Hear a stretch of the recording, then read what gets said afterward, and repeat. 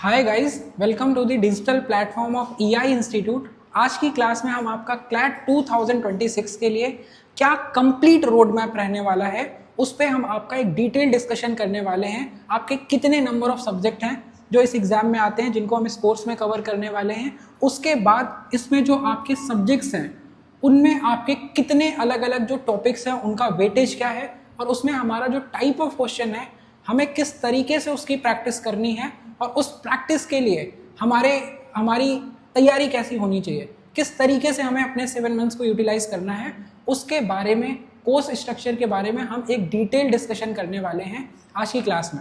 अब देखो, सबसे पहले हम आपका कोर्स स्ट्रक्चर की बात करेंगे। इसमें हमें कौन कौन से सब्जेक्ट कवर करने होते हैं। तो सबसे पहले इसमें जब हम बात करते हैं, सबसे पहले आपको यहाँ पे सिविल लॉस की हम बात करेंगे। सिविल लॉस की जब हम बात करते हैं, इसमें हमारा जो सब्जेक्ट है जो हमें कवर करने होंगे, that is going to be Indian contract act. आपको हर साल क्लैट एग्जाम में इंडियन कॉन्ट्रैक्ट एक्ट से पैसेज देखने को मिलता है। तो इंडियन कॉन्ट्रैक्ट एक्ट पहला चैप्टर होगा जो हम सिविल लॉ वाले पार्ट में कंप्लीट करेंगे। उसके बाद इसका जो सेकेंड पार्ट होगा वो आपका लॉ ऑफ टॉर्ट्स का रहने वाला है, जिसमें हम लॉ ऑफ टॉर्ट्स की कंप्लीट तैयारी करेंगे। लेकिन उससे पहले हमें एक चीज़ बहुत अच्छे तरीके से समझनी है कि हमें ये जो सब्जेक्ट्स हैं इनको रटना नहीं है, इनको याद नहीं करना है। We just need to be familiar with the language of the law, कि हमें जो लॉ की लीगल लैंग्वेज है उससे फैमिलियर होना है। Same goes with Indian contract act, same goes with law of torts. तो ये मत सोचना कि इतने सारे लॉस करने कैसे कंप्लीट करेंगे, हमें बस केवल और केवल इन लॉस की बेसिक प्रैक्टिस करनी है, और आप बहुत ईजिली इन क्वेश्चंस के आंसर निकाल पा रहे होंगे ये पैसेज करने के बाद। लॉ ऑफ टॉर्ट्स, फिर उसके बाद हमें यहाँ पे ट्रांसफर ऑफ प्रॉपर्टी एक्ट पढ़ना होता है, जिसके हम कुछ बेसिक लॉस पढ़ते हैं, क्योंकि प्रॉपर्टी एक्ट से हमें एग्जाम में इतने नंबर ऑफ क्वेश्चन नहीं देखने को मिलते हैं, लेकिन फिर भी कुछ बहुत क्वेश्चन आते हैं। इसलिए हमें ये जो लॉ है ट्रांसफर ऑफ प्रॉपर्टी एक्ट, इसके साथ फैमिलियर होना भी हमारे लिए बहुत इंपॉर्टेंट होता है। अब उसके बाद जो इसका फोर्थ और इम्पॉर्टेंट पार्ट है वो आपका फैमिली लॉ होता है। फैमिली लॉ में हमें हिंदू मैरिज एक्ट और मुस्लिम पर्सनल लॉ, इन चीज़ों के बारे में पढ़ना होता है। इतना अगर आपने कर लिया तो आपको एक सिविल लॉस की बेसिक अंडरस्टैंडिंग हो जाती है। ऐसा नहीं है ये पूरा कंप्लीट सिविल लॉ है, लेकिन आपको लॉस की, अगर आपका पैसेज अब मान लो किसी भी अलग लॉ पे आता है, जैसे आपने इंडियन कॉन्ट्रैक्ट एक्ट कर लिया, हो सकता है पैसेज आपका पार्टनरशिप एक्ट पे आ जाए, हो सकता है आपका जो एक्ट है वो आपका जो क्वेश्चन है, आपका जो पैसेज है वो हो सकता है सेल ऑफ गुड एक्ट पे आ जाए, सेल ऑफ गुड्स एक्ट पे भी आपका पैसेज आ सकता है। लेकिन अब ये सब पैसेज करने के लिए आपका इंडियन कॉन्ट्रैक्ट एक्ट, इसकी लैंग्वेज सिमिलर है, इसकी लैंग्वेज सिमिलर है। तो ये हमारा कोर्स स्ट्रक्चर रहने वाला है, जिसमें हम सबसे पहले इंडियन कॉन्ट्रैक्ट एक्ट को डिटेल में पढ़ेंगे। उसके बाद हमारा जो सेकंड सब्जेक्ट होगा जिसको हम कवर करेंगे, that is going to be your law of torts. और जो हमारा थर्ड सब्जेक्ट होगा जिसको हम इस तैयारी में कंप्लीट करेंगे, that is going to be your transfer of property act. Not very important, but still language हमें समझ आनी चाहिए।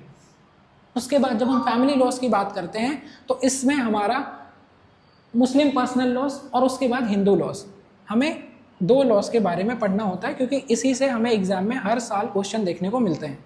तो ये हमारा सिविल लॉ का पूरा कंप्लीट स्ट्रक्चर रहने वाला है इस तैयारी के लिए। और फिर इसका दूसरा पार्ट आ जाता है जो हमारा क्रिमिनल लॉस का होता है। अब क्रिमिनल लॉ से भी हमारे एग्जाम में ढेर सारे पैसेज आपको देखने को मिलते हैं। तो अब क्रिमिनल लॉस, जब हम क्रिमिनल लॉस की बात करते हैं तो there are many criminal laws, हम उसको 3 या 4 लॉस पढ़ के नहीं कंप्लीट कर सकते। लेकिन हमें, हमारे एग्जाम की रिक्वायरमेंट क्या है, हमें सभी लॉस को नहीं पढ़ना है, हमें केवल और केवल जो जितने भी लॉज हैं उनकी लैंग्वेज से फैमिलियर होना है। अब लैंग्वेज से फैमिलियर होने के लिए हमें मेजर क्रिमिनल लॉज में BNS, BNSS और BSA, इन 3 लॉज को पढ़ना है, जो हमारे नए क्रिमिनल लॉज हैं जिनको 1 जुलाई से लास्ट ईयर इन्फोर्स किया गया है इंडिया में। BNS हमारा भारतीय न्याय संहिता है, BSA हमारा भारतीय साक्ष्य अधिनियम है, और जो BNSS है जो हमारा भारतीय नागरिक सुरक्षा संहिता है। हमें इन तीनों लॉज को बहुत अच्छे तरीके से, बहुत डिटेल्ड तरीके से इस पूरे स्ट्रक्चर में कंप्लीट करना है, सीखना है, समझना है। So first part that will cover वो आपका सिविल लॉस का होगा। अब ये साथ के साथ दोनों चलते रहेंगे, ऐसा नहीं हो सकता कि हम पहले पूरा क्रिमिनल कंप्लीट करेंगे उसके बाद हम आपका सिविल लॉस कंप्लीट करेंगे। पहले आपका हो सकता है आपका इंडियन कॉन्ट्रैक्ट एक्ट हो गया, फिर आपका साथ में BNS कंप्लीट हो गया, फिर लॉ ऑफ टॉर्ट हो गया, और फिर आपका दूसरा चैप्टर हो गया। तो कुछ इस तरीके से हमारा ये पूरा कोर्स स्ट्रक्चर प्लान रहने वाला है। उसके बाद जब हम बात करते हैं इसके अलग पार्ट्स की, तो क्रिमिनल लॉज में हमें बीएनएस, इसमें क्या क्या चीज़ें इंपॉर्टेंट है, कौन कौन सी चीज़ें हमें क्लैट एग्जाम की तैयारी के लिए करनी है, बीएसए जो हमारा पहले एविडेंस एक्ट था, बीएनएसएस जो हमारा पहले सीआरपीसी था, तो उनके कौन कौन से सेक्शन, कौन कौन से आर्टिकल्स, कौन कौन सी चीज़ें हमें ध्यान में रखनी है, उसको हमें समझना है, उसको हमें सीखना है। अब उसके बाद इसका थर्ड और सबसे मोस्ट इंपॉर्टेंट पार्ट जो रहता है that is constitution of India, जिसको हम ट्राई करेंगे कि सबसे पहले कंप्लीट करें कॉन्स्टिट्यूशन ऑफ इंडिया। अगर आपके एग्जाम में लीगल रीजनिंग वाले पार्ट में कोई एक ऐसा लॉ है जिससे आपको मैक्सिमम नंबर ऑफ क्वेश्चन मिलते हैं, तो वो आपका कॉन्स्टिट्यूशन ऑफ इंडिया रहने वाला है। दिस इज समथिंग जिसको आप being a law student, this is a Bible for you, मतलब ये आपका एक रिलीजियस डॉक्यूमेंट हो जाता है जब आप एक लॉ स्टूडेंट हैं। तो आपको ये चीज़ ध्यान रखनी है कि जो हमारा कॉन्स्टिट्यूशन ऑफ इंडिया है, this is something we can not escape. अब कॉन्स्टिट्यूशन ऑफ इंडिया की जब हम बात करते हैं तो ये किसी भी एक कंट्री का एक गवर्निंग डॉक्यूमेंट होता है, तो इसमें भी कुछ इंपॉर्टेंट चीज़ें हैं जिनके बारे में हम ये डिस्कशन करेंगे। तो इतनी सारी चीज़ें हैं जो हमें लीगल रीजनिंग वाले सेक्शन में कंप्लीट करनी है। ये तो हो गया हमें क्या करना है, लेकिन हमें करना क्यों है। ये वीडियो चल रही है, ऑन है ना, ठीक है। तो अब हमें इसकी तैयारी तो हमें पता लगी हमें कितने सब्जेक्ट करने हैं, लेकिन इन सब्जेक्ट से हमारा क्वेश्चन किस तरह का आएगा, अब हम उसकी बात कर लेते हैं। हमारा जो एग्जाम है उसमें तो हमें कॉम्प्रिहेंशन पैसेज आता है ना, कॉम्प्रिहेंशन पैसेज में लॉज पढ़ना हमें किस तरह से हेल्प करेगा। अब जैसे हमने मान लो हमने आपका एक एग्जाम्पल लिया इंडियन कॉन्ट्रैक्ट एक्ट, हमने इंडियन कॉन्ट्रैक्ट एक्ट पढ़ा हुआ है और इंडियन कॉन्ट्रैक्ट एक्ट से एक पैसेज आ गया जो आपका कंसिडरेशन पे बेस्ड है। अब अगर आपने इंडियन कॉन्ट्रैक्ट एक्ट पढ़ रखा, हो सकता है पैसेज ऑफर पे बेस्ड हो, कंसिडरेशन पे बेस्ड हो सकता है वो जो आपका कॉन्ट्रैक्ट है उसमें आपका हो सकता है कंसिडरेशन, हो सकता है ऑफर, हो सकता है एक्सेप्टेंस, हो सकता है एनीथिंग, टाइप्स ऑफ कॉन्ट्रैक्ट पे आपकी चीज़ें आ सकती हैं। तो इसलिए हमें ध्यान से समझना है कि अगर आपने इंडियन कॉन्ट्रैक्ट एक्ट को बहुत अच्छे से कर लिया तो आपके लिए पैसेज को पढ़ना, पैसेज को समझना, उससे आंसर निकालना हमारे लिए बहुत आसान हो जाता है। तो इसलिए हमें इन चीज़ों को पढ़ना है। अगेन एक रिमाइंडर है आप लोगों के लिए कि हमें इसमें से कुछ भी याद नहीं करना। We don't need to remember any of these thing, मतलब आपको कोई आर्टिकल रटना नहीं है, कोई सेक्शन आपको याद नहीं करना, कोई, because this all will be given in your exam.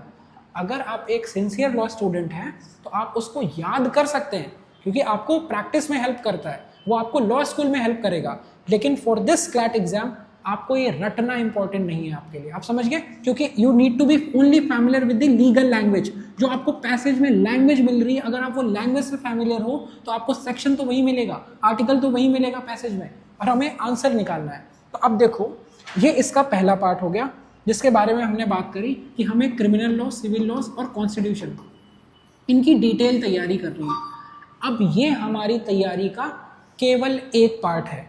अब जब हम इसकी बात करते हैं, अब जैसे मान लो आपने क्या किया, आपने पूरा क्रिमिनल लॉ पढ़ लिया, लेकिन अगर आपने पैसेज प्रैक्टिस नहीं किए, you will not be able to complete the passage in the exam. That's why हमने ये जो कोर्स है इस तरीके से प्लान किया है कि पहले हम आपका, जैसे हमने एक एग्जांपल लेते हैं, अगर हम क्रिमिनल लॉ से स्टार्ट करते हैं, पहले हमने बीएनएस प्रैक्टिस करा, बीएनएस के हमने जितने भी सेक्शन थे सब पे हमने पूरा डिटेल डिस्कशन किया। उसके बाद हम क्या करेंगे, बीएनएस से हमारे क्या क्या पैसेजेस बन सकते हैं, आईपीसी से